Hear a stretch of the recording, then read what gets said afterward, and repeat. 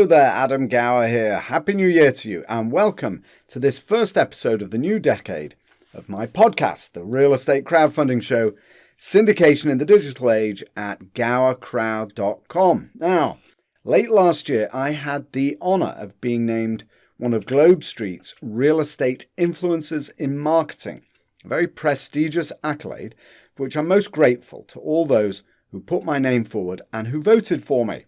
Today, I am delighted to welcome another recipient of this same recognition, Melissa Swader, who heads up marketing and PR at SVN Desert Commercial Advisors in Phoenix, Arizona. Now, Melissa's on the show because I figured, goodness, who are these other folk on this GlobeSt list and what can I learn from them that I can share with you? Well, you're in for a treat today. Melissa is a social media and content marketing machine. Even before I'd syndicated this podcast, she was already creating hype on LinkedIn and Twitter all about the show. Melissa, do not tell SVN or anyone else that I said this, but if you ever want a job, you're hired. Here's what you're going to hear about from Melissa in today's show. You're going to hear how a digital marketing expert, Melissa, moved into marketing real estate, which is a fascinating twist on my own story, having done it the other way around, gone from real estate to digital marketing. You're also going to learn in what way your logo overlaps with your brand and how they interact, right? How to stay on top of digital marketing trends, and you're going to learn a whole lot more from Melissa. Be sure to check out the show notes for today's episode at gowercrowd.com, where I show you how to build your very own soup to nuts digital marketing system so you can find more investors and raise more money for your projects online. Just go to the show notes for today's episode and sign up for the whiteboard workshop, where I walk you through the whole digital marketing system. You'll find a link right there on the podcast page at gowercrowd.com.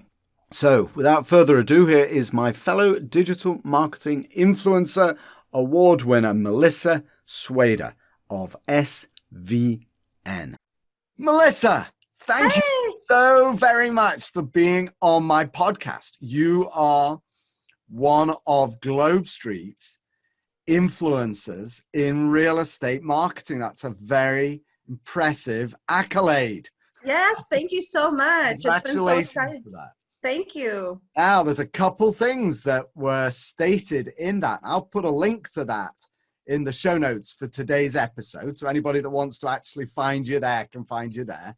But there's a couple things in there I'm going to ask you as follows. First of all, apparently, you increased lease transactions from 55 million to nearly 125 million for SVN over a short period of time. And your marketing campaigns have been a catalyst, I'm quoting now, in brand awareness for SVN's fifth ranked office out of more than 210. One question, how did you do it?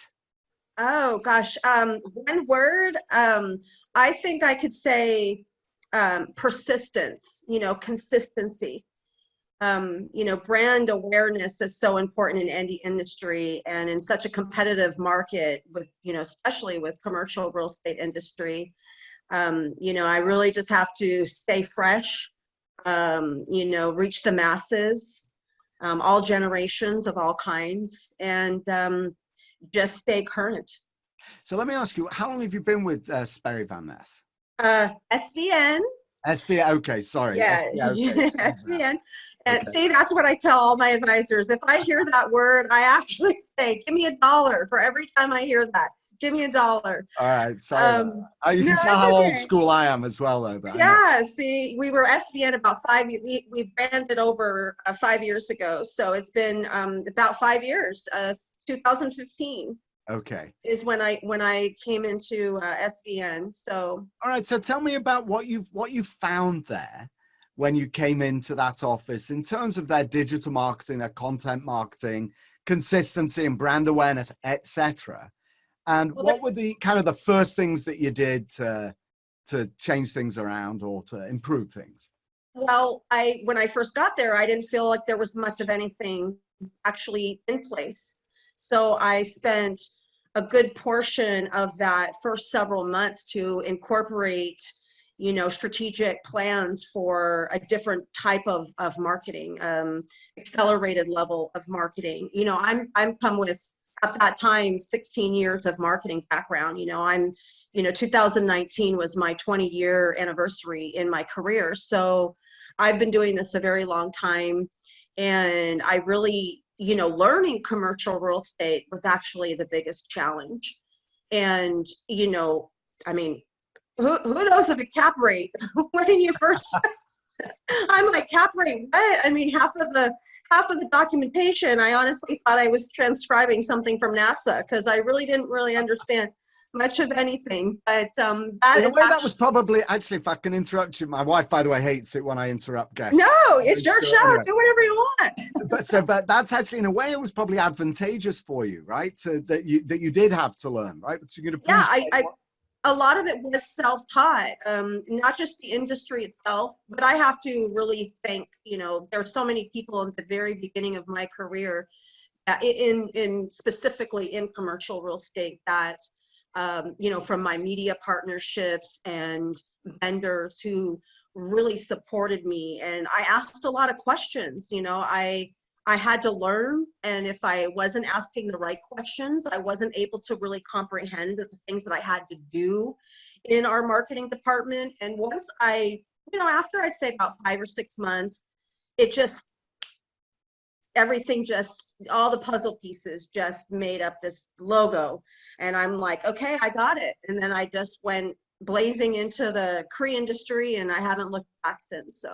So how did you then start implementing a new marketing strategy? Tell me about that at the very beginning, as you started to learn yourself about the industry and help them to become one of the top ranked offices in the brand. Yeah, so I really had to kind of dissect our whole brokerage. We are full service.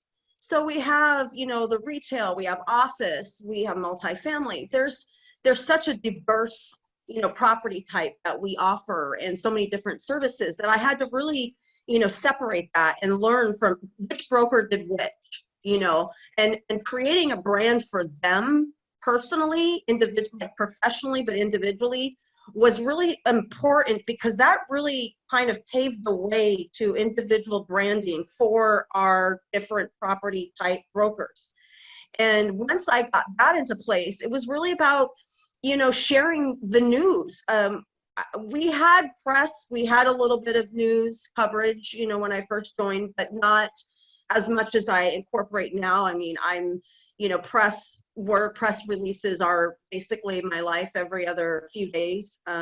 If we're slow, it's because I'm, implementing everything. But it was really about strategic planning and planning for the future. I'm very particular on my calendar. Everything has to be planned. I'm very disciplined in my production schedule. So as long as I stuck to that, it was really about, what the subject was. Am I going Facebook? Which platform am I using? Am I incorporating digital? Am I going social media? Am I using my PR strategies? There's such a wide variety of marketing, as you probably know. So let me ask you then, so are you primarily announcing events that have happened, sales or successes? In other words, press releases in that sense, or do you also have an educational component as well that you put out there? Tell me about the difference between those and how you manage them differently. Yeah, so, we have so many closed transactions. I mean, there could be 3 or 4 closed transactions in a few days. And I like to prioritize what my viewership, what my readership would be more engaged with, because this is what media wants. This is what CRE professionals want to hear about, newsworthy stories about transactions that can, will make a difference in the economic development process. These are the things that I have to think about when I'm writing anything. But I also write about, I do blog, so I also write about, newsworthy industry achievements. we pride ourselves on, achievements because we work so hard. And there's a lot of things that go behind the scenes that I don't think that, brokerages really don't spend a lot of time talking about that. And for me, I'm like, oh my God, we closed something, bam, get me your quote, get me your quote. I want to get that out in the news in 48 hours. I don't waste no time, because, today's news is 3 days from now is old news. Something else will happen in 3 days. But again, my question is, so these are all news, right? But do you, for example, you described having had to learn what a cap rate is. Is that Right. something that you also incorporate into your online content, is educating your audience about what is a cap rate or other aspects of the brokerage business or commercial real estate business? We do that through our sales division. So, we have somebody that comes in and really is very specific to the tools, the technique, sales training, the cap rates, terminology. We do that on a very different level. And yes, I will review and write something about that. We had someone just last year that, received an award for the Massimo Group for his training. And Mike Gallegos has been an instrumental part of, the growth of our education. And I can translate that. So that's something that I will sit with him and talk about, and I'll write a press statement about something like that. And now you also said that you dissected the brand. Mm-hmm. What did that involve? Because that's actually something that we do over here for our clients, is that we dissect not the brand as much as the value proposition, right? So obviously, as you know, we raise money, or we build systems, digital marketing systems for clients so they can raise capital online. Mm-hmm. And what we do is we dissect their value proposition, right? It's like, why would anybody want to invest with you? Mm-hmm. And it's actually, we have a very disciplined process of actually going through and understanding what the value proposition is. Tell me a little about how you did that when you were at SVN. Well, first of all, it's kind of established. I am so sorry. I forgot to turn off the D&D on my phone. No problem. Yeah, I'm going to do the same thing. You got me all. That always is going to happen. Of course it will. I'm on airplane mode now, so we're good. Okay.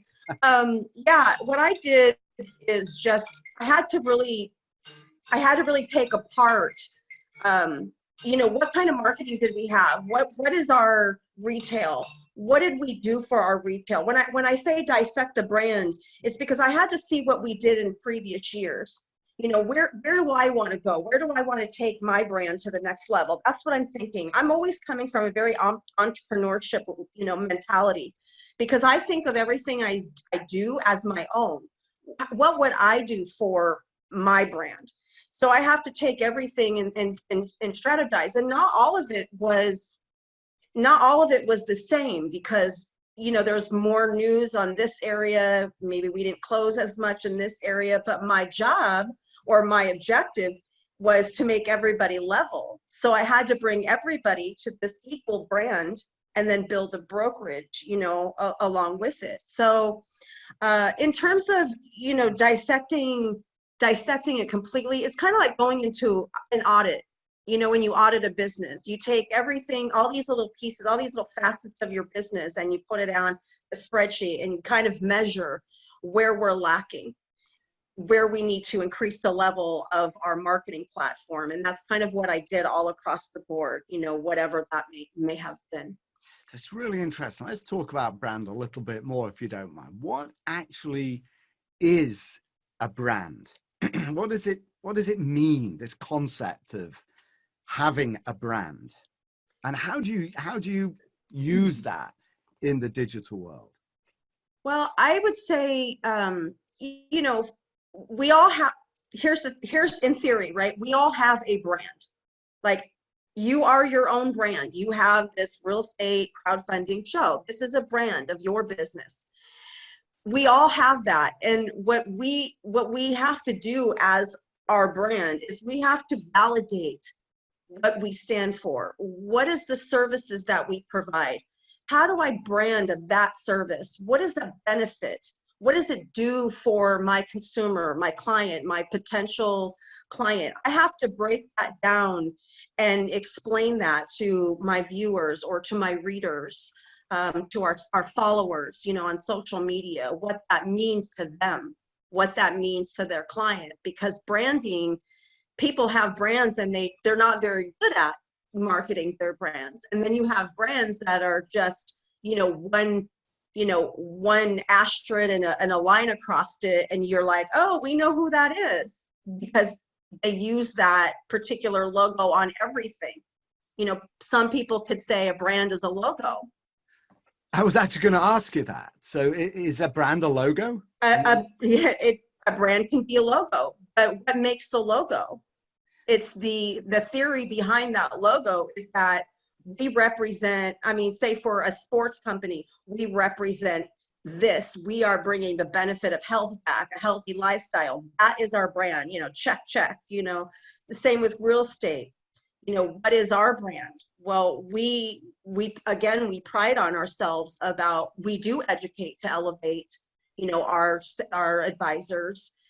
I educate to elevate my marketing experience just by, finding different best practices and going into that. And then, we're constantly growing. We are all lifetime learners, right? Yeah, this is a fascinating discussion. I think this idea of a brand, if you see a brand and you immediately associate something with that, it invokes a kind of an emotional response from you. Mm-hmm. That says healthy or fun or professional or whatever that is. It's not because of the physical logo itself. It's right. Because you have been exposed to messaging about that symbol mm-hmm. so consistently over time that all you need to do is to see the symbol to have that response evoked, right? Right. We understand what that means. Like, you see that symbol and you're like, oh, if they were to see, SVN is all over the country, international, right? They see the SVN logo. But when they see SVN Desert Commercial Advisors, that's our brand. That's my franchise that, I'm trying to increase the level of brand awareness. What do we stand for? And what we stand for is everything that I'm very adamant about always getting out on social media, always getting my press statements out, because it's all different. My press statements may not have to do with my social media posts, but they can cross over in terms of my message. So that's fascinating. So that actually was exactly my next segue. You perfectly lined me up for the next question. Thank you. So what is the difference then between your social posts and your PR? Explain to me how you define the brand differently using these two different resources. Well, now, Doc, I won't give away my, my trade secrets and all, but. Well, that's exactly what I was hoping you'd do. Yeah, no, you'll have to wait for my book to come out for that. And we'll talk about that. Don't worry, I want to know all about that. Don't worry, we will get to that. Go on. But I think that, the misconception in marketing or, for, some real estate brokerages in general is that they don't have anyone that's that's really there to boost the level of your company visibility. Now, we can do that on a variety of different levels. We've talked about, the digital aspect, video marketing, your social media. It's all different, but it's all part of the grand scheme of our plans, right? And I would say the social media is more, the content has to be valid. It has to be engaging. It has to be real. It has to be about real people, real business. And, my press statements are very similar to that, but it's more about writing. It's more, my readership, whereas social media is about design and getting a great graphic with a great message that people will recognize over and over and over again. How do we establish our lunch and learns? I created a logo for it. How did we establish our top 10 ranking, our national ranking? I created a logo for it. there's something that always within our marketing, there's more marketing. How do you determine which social is best for you and what to put on? Actually, which social do you use? Which do you like to use? I use LinkedIn. I'm on everything, actually. I'm on LinkedIn and I say this all the time. What I post on LinkedIn is not what I post on Facebook. What I post on Facebook is not what I post on Instagram or Twitter. It's very different audiences, very different target market, very different. There's different people that are following me on these different, platforms, and I have to, reach the masses. So I have to make sure I know what kind of content they like. And I know that because I've been on these platforms for so long. I love my Twitter family. Everybody who has a Twitter account has always started a Twitter account. People who are on Twitter realize, oh, wait, I had a Twitter account a year ago and I've never even tweeted once. So if you have a platform, it's hard within our busy schedule, especially if you're not a marketing professional. If you're a real estate broker, it can be a little challenging to find the time to post something about yourself. But if you do want to increase the level of your brand, your individual brand visibility as a real estate broker, then I always recommend those people to do that as well. But again, I Instagram, I like to share our culture. I like to share more than just our transactions. Yes, I do talk about our industry achievements and, our new listings. But I also like to show birthday parties and, Facebook, or events that we're doing, our holiday party or anything that will show that, we might be hardworking professionals, but we're also people. And in order to build a really great company, you have to build a culture within that. And I think a lot of people forget that is part of why we are in that top level, is because we, are people who can support each other and still grow individually. And when we grow individually, we grow as a brokerage. So. Yeah, it's really interesting you say that, because the Instagram is a really good platform for sharing that more casual, personal side of the brand, right? The personal side of the brand, or that side of it is the people, right? Who are the people? Right, really the people. And we're LinkedIn, I see some LinkedIn posts and I'm like, probably more meant for Facebook. I mean, I think we've all kind of gone through that a little bit, where we're scrolling and we're like, I'm not sure that's LinkedIn newsworthy, but, I'll just scroll past it, because what we have to do on social media, if it doesn't pertain to you, just keep scrolling, right? How do you generate leads through your social media? What's the system that you use for that? I'm really organic in terms of posting. I do a lot of authentic posts. Twitter. It's funny how Twitter has that saying. My posts are my own, or my views are my own.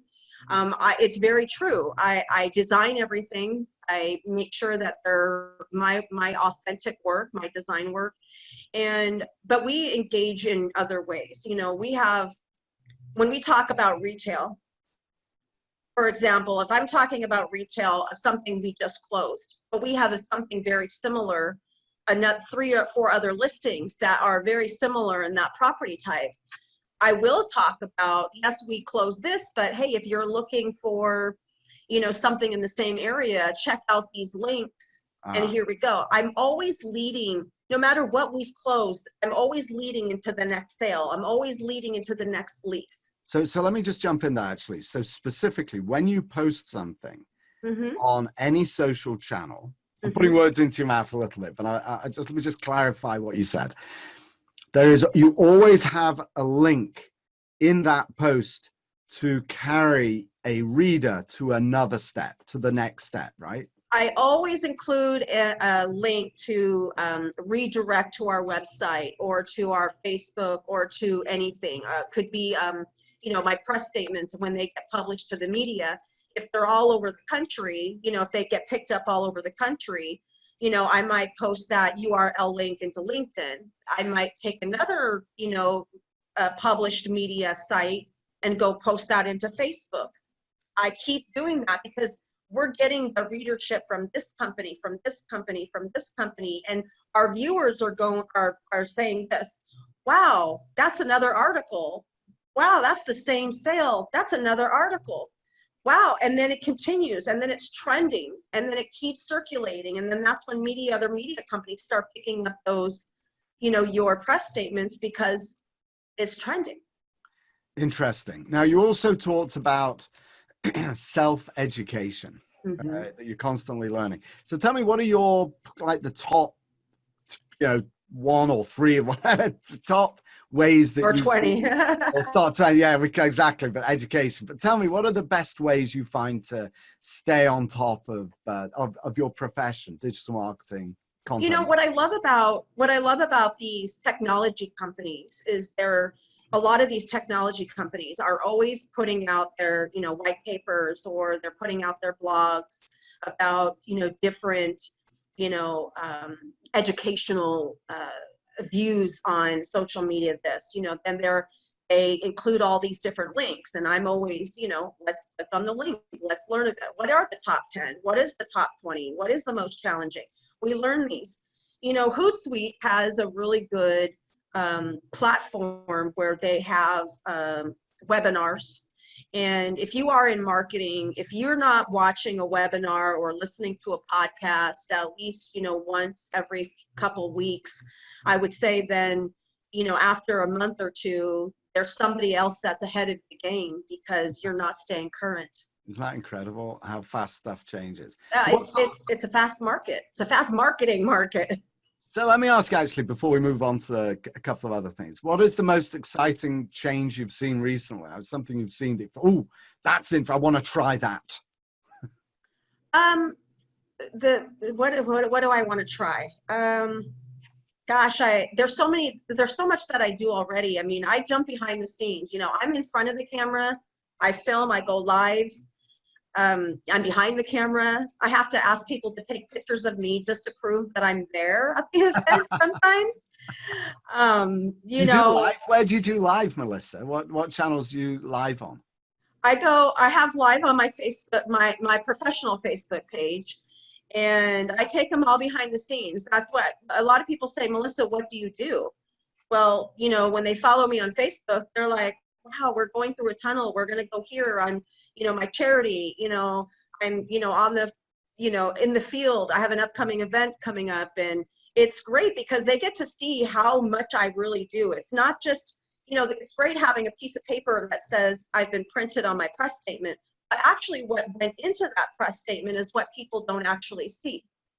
Very interesting. And you find that live is a good source for you of exposure? I think it's a good source for me and for whatever I'm covering, because we go back to the one thing is people relate to people. And when you can be yourself, and believe me, bloopers and all that is all part of going live, me tripping over wires or running into a wall. I've done that a few times myself. You're like, here it is, bam. And I'm like, okay, so I can't retake that since we're live. So you guys just know who I am.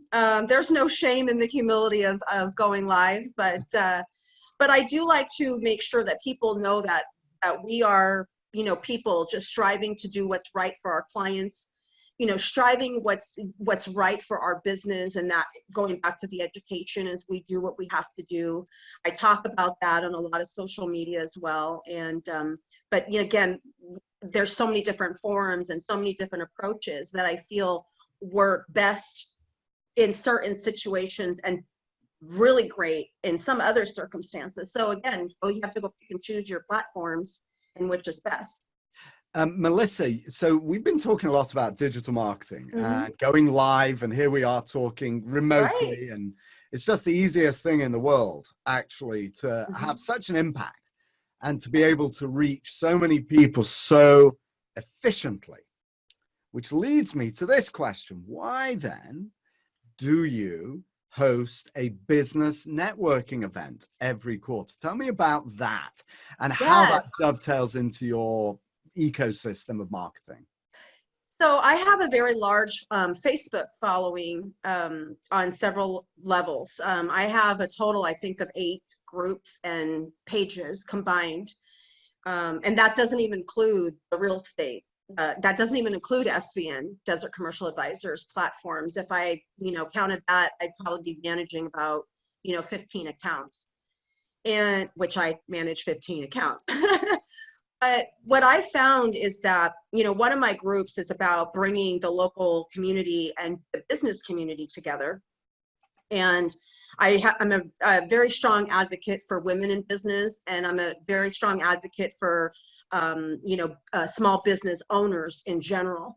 Not everybody has a capital to start the business. People start from scratch, where they're building their business from nothing. And when I find those small business owners who have nothing, it's great to be able to bring them together to a business event. And I'm able to personally say, hey, you would be great talking to this person because they're in the same industry, but they can help you with finance. Or, hey, this is a great vendor. Or I can grab 4 people in a room and say, hey, this is this and this and this and this. And then they're like, oh my God, you do this. And before you know it, everyone's talking about their business, what they're doing, what they're expecting, their expectations. You see people handing out business cards. This is not just a round table. This is 70 people to 100 people standing in a room, with the same objectives. And that's creating new relationships, being able to possibly create new leads. And sometimes it's not about the person that you're talking to, it's about the people they know. And so this is an adjunct to the digital, right? Yeah, so I basically have leveraged my social media forum. I have about 6,700 people on that group, and I post every quarter to invite small business owners and even the residents to come out, because I really feel when you are shopping to hire a small business, you're shopping to hire a real estate broker, the one thing that you want to know is that you relate to them. That you find something appealing about their presentation in person, and you just like their personality. You really love their humor.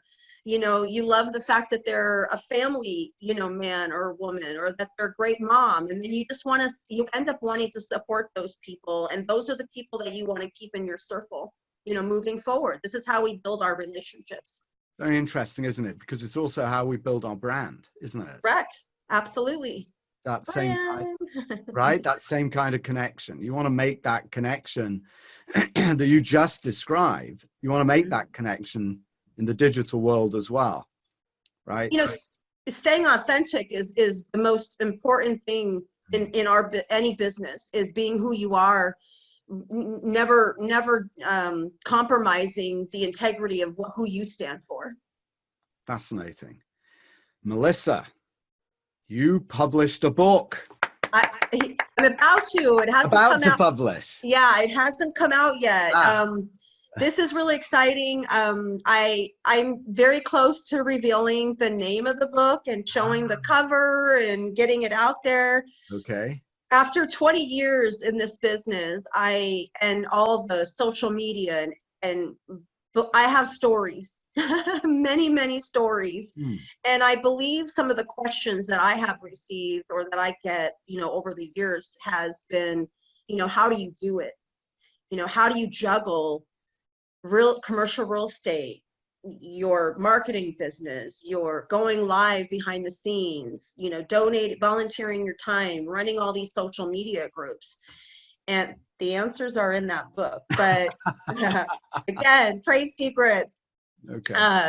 But it's really there. The book is really, I love my book editor. She says something about, I take you through, all the kind of the trials and tribulations with my humor. And to be honest with you, my book is very much like talking to me. I'm as real as it can get. And, it may not be a G book, but it's definitely a Melissa book.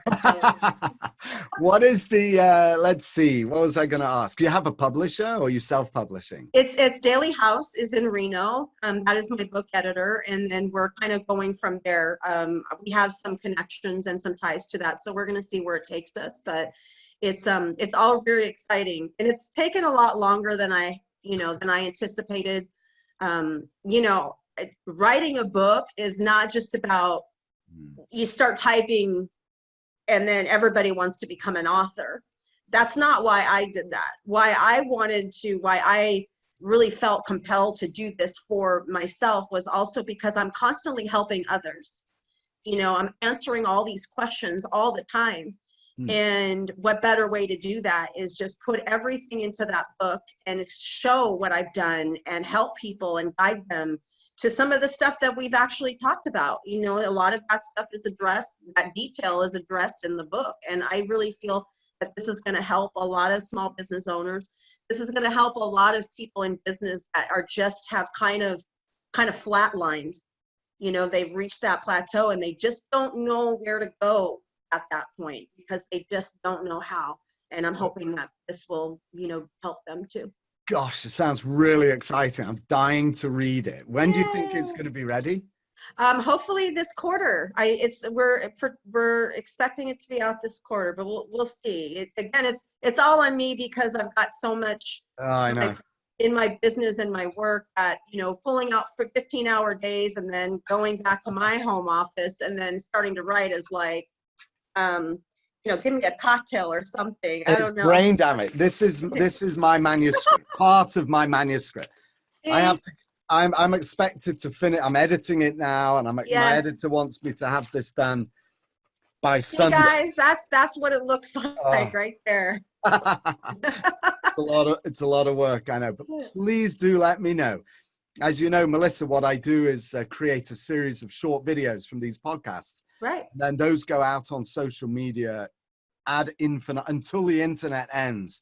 So as soon as you get your book ready, please send me a link and I'll put it in the show notes page. We'll make exposure to that. All right. Let's sign off. 3 final questions, if I may, that I ask all of my guests, and eventually we'll combine into a book itself. Everybody's answer to these questions. So here's the first one. So, my business is building systems for developers so they can raise money online. So what do you suppose is the most important thing for somebody starting out syndicating real estate online? What should they keep in mind? Well, there's so much out there. I think they really need to make sure that they're finding the right platform. Syndication, technology alone has been just a catalyst for a lot of business in general. Artificial intelligence is just taking over, social media in general. So syndication, I would say, is just be careful in who you're aligning yourself with, because if you want to reach the masses, you want to reach the audience, you want to reach a platform that has the most engagement, the most following. Someone like you, for example, you just said, hey, you're a good guy to know. If anyone's listening to this podcast, I'd be calling you right after they watch the show and reach out to you, because if you're telling these people that, hey, I have the readership, I have the follower, I have the following, that's the guy that I want to know. How can I help you? Because you just helped me. What can I do to reciprocate? And that's a lot of what we work on in our business, is the reciprocation. And I think it's a little bit lost. So if you're going to syndicate any real estate, is make sure that you build those relationships first and find out what they're going to do. What are the benefits to you? We want to make sure that your listings platform, or if you're trying to raise money, or whatever this may pertain to, is that it's going to have the most ROI. Make sure that is the return of investment that you want. What are you looking to get out of it? Second question. What's been the hardest lesson you've learned online? Let me see. Hardest lesson online, I would say, is making sure that you pick the right times to post. We have we've already talked about all these different social media platforms, but that key engagement on Twitter is very different than that key engagement on Instagram. And if you're on LinkedIn, especially in your industry, everybody knows kind of Fridays are a little slow. I don't certainly post a lot of my newsworthy information on a Friday or even a Monday. I have to make sure that I'm posting Tuesday through Thursday because that's where the most engagement is. So you really just have to strategically plan your online, marketing and your target. That's very interesting. And the last question, Melissa, what are your personal habits, key daily habits that make you successful online? Oh, key daily habits. Okay, well, every morning I wake up and it takes me about 30 minutes to check my social media accounts. I make that a habit because I want to see what's going on. I want to see what's trending. I definitely want to see if there's anything that's trending that would be relate to our real estate, brokerage. If there's any news that might segue into what, is going on in the world today. Key habits are also a production schedule. I wouldn't be able to do the things that I did if I did not keep a calendar. And a lot of people, and I know this to be true, is that if you create yourself a calendar, it's easy to break it. It's the discipline that you have to find within yourself to maintain that production, schedule or your calendar. When you can allot that time to making the cold call, or you can allot that time to field, out on the field with clients, and you can allot this time here, then that is your consistency. People will start to recognize that you're dedicated and you will stay true to that particular segment of what you're doing during the day. So I'm very, very disciplined with my calendar, with my schedule. Oh gosh, yes. If only I were. Where's your wife? Get her on that. Take them under the table. I just have this insane schedule. I don't know. Yeah, no, I'm pretty disciplined, I think, but it's hard because things come up. There, inevitably there are appointments that we just can't, we can't pass up, and we're gonna have to rearrange our schedule. But it's the discipline for me, or anyone in marketing, is that if you say you're going to make a video on Tuesday to post on Wednesday, make the time, because you have to make the time, because the outcome, you want the outcome. The only thing we do, physically, in marketing is we have to plan and we have to work at establishing who we are. And I'm really blessed to have been a part of the influencers in marketing with GlobeSt. They are such a credible, magazine, and they are very well respected in the industry, all the way out of New York. And my mom was proud because when I told her it was out in New York, she's like, "Oh, Brooklyn." I'm like, "It's not in Brooklyn, Mom," but but still, it's still such an honor to be included in that. And there's so many people, honestly, to thank in 2019 who recognized my work in marketing as well. So I thank them, because without people like you and people that are in the media, my partnerships in the media, no one would hear my news. So. Melissa Swader, you are very, very worthy of the honor of being one of the top marketers in the country. It was a pleasure having you on my podcast. Thanks so much. Thank you so much. That was powerhouse marketing influencer Melissa Swader of SVN. Be sure to check out the show notes for today's episode, where you'll find links to Melissa and her social media channels, and of course to her book. You can also access the whiteboard workshop, where I walk you through how to build the exact same digital marketing system we build for clients, so you can build one yourself to raise money online for your real estate projects. That's all at gowercrowd.com on the podcast page. All right, that's it. Thanks for listening, and thank you, Melissa Swader. And good luck with your book. It's a lot of work writing a book. I know that. So good luck to you. Thanks for being my guest today. It was a pleasure having you on. That's all for this episode. I'll see you next time. And for now, this is Dr. Adam Gower signing off.